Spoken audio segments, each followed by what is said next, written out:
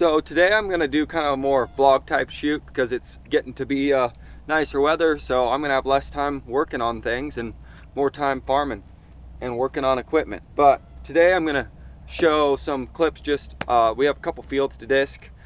This disc right here, this Reuben 10, it needs some new rod ends for these cylinders, or more of the eyelets are all worn out, and so these corners dive. So I'm gonna have to go get some of those ordered. But that side's really bad, so it's in the sand. It likes to dive pretty hard, but it should work for now, just to get things done for the next couple days, and I'll get those ordered. And then I got to go over and disc up an alfalfa field we're pulling out and a grass field we're pulling out that we're gonna put spuds in. So I'll show some clips of that.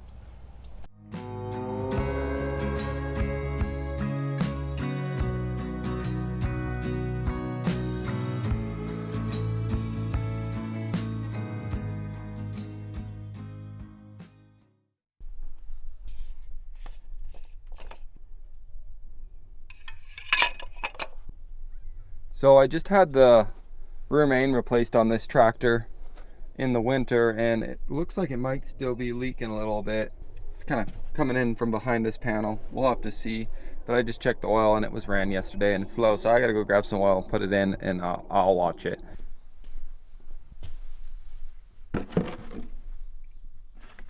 Big on flavor, and this is even diet.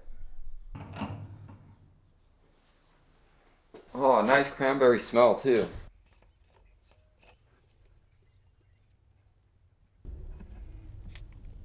Perfect.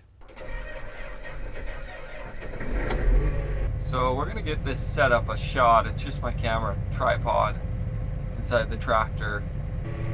So this is just a little tiny field chunk that we have here.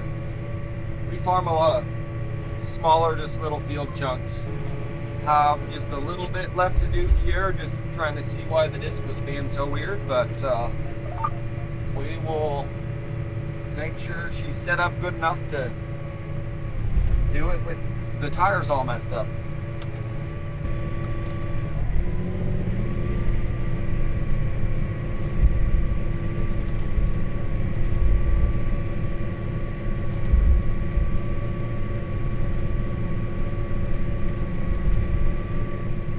A lot of softer spots in this field. This couple areas are really sandy, so yeah, just watch. You'll build up a big pile of sand and become a bulldozer.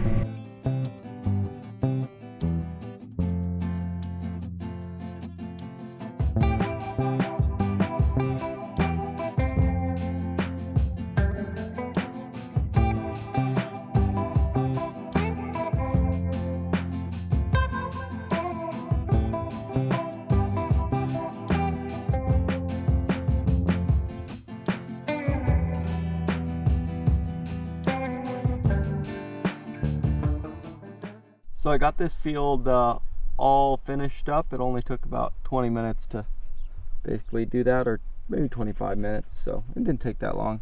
But I'm gonna go over and jump in the other tractor and start doing the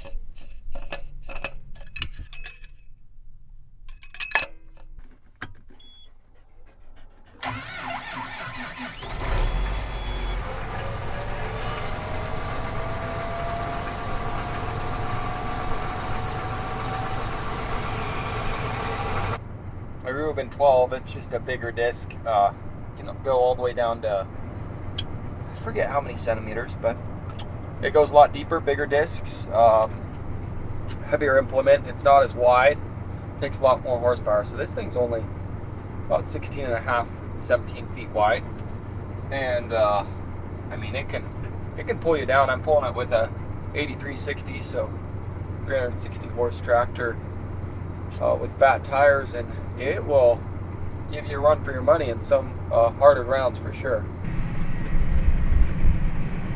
Definitely a lot bumpier for the camera, this thing, and I'm only going 7 miles an hour, so I'm just doing the headland pass, so I can slow down here, just cleaning it up. Yeah, it's way bumpy for the camera. So it's too bumpy for my tripod in here, but this thing is doing some work right now. We're going about 5 miles an hour, and I mean, this field is pretty beat up, and it's putting in the work for sure.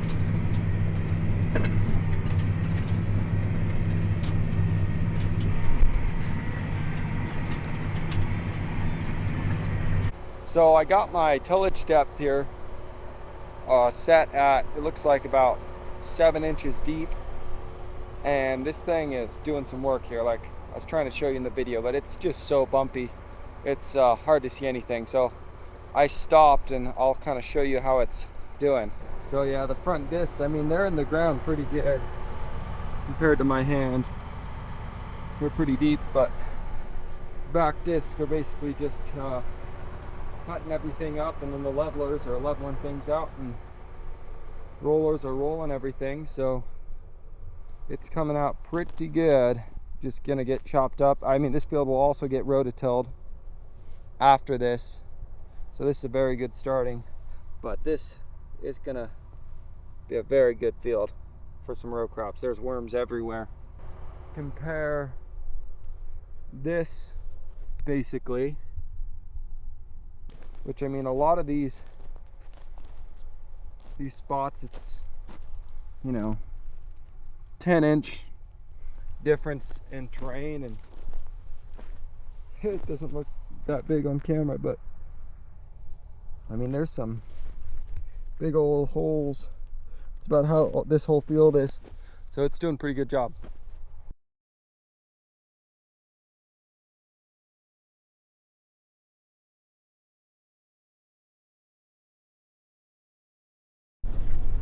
So we got this little berm between these two fields.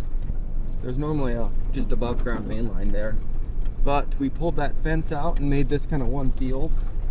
There's the big berm that's left from the fence from all the years, so we're just gonna try to get that thing kind of pushed across so that we can come over here and run the disc over it to clean it up, and Manuel's back over there with the dozer, just a little D4, so he's going to kind of push it out, and we'll see how it turns out. My dad must have got distracted as he was moving the 320 over to the back hill basically, and it looks like he's got the low boy laid down, but had to go do something else. But that's going to get moved over to our pile of dirt that we have in the back, so that whenever we need fill dirt during the summer, we can grab it. And we have a big fill dirt project of a property we just got that just has a bunch of ditches that need filled in. So we're going to need that when we have time, and the guys have some time. They can just kind of start trucking some fill dirt. You know, it's nice when all the little projects are starting to get done.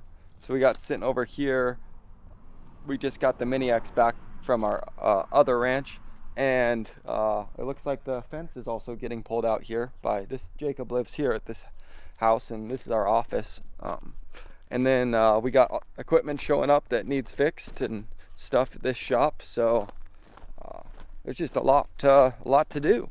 We received the dump truck back, and it needs a bunch of stuff. Some of the wiring got caught on fire and all different types of things. So I did just buy this ripper this spring. It's like a 1998 Koenig, an older one, but it has all types of like hardened cutting teeth on it normally, but they were almost worn completely down and basically needed rebuilt. But I got such a good deal on it. It was worth just going through it and putting new teeth on it, and it'll work awesome for us. I'll show you. Yeah, so these cutting teeth, new ones are welded on here, but all these cutting teeth were completely flat. I mean, there was probably a whole inch worn all the way down, maybe even 1.5 inches. So that's been through a lot of use to be able to do that, and the points on it need replaced eventually, but I think I'm going to run these for right now so it can loosen them up and make it maybe easier to get them out of there after the season's over. 1.5 inch thick shanks. This thing's a monster of a ripper. I'm pretty excited to get to use it. I was thinking about actually painting it, because after everything was redone on it, but the more I look at it, the more I like it. It just looks like my type of style, nice and rustic, and I mean, it just looks like almost like a rat rod. It's got a nice patina on everything, but yeah, it's turning out really good, and I'm just happy how well these teeth went back on. Nate down the road got these all welded on for me, and the old ones cut off, so they turned out super good.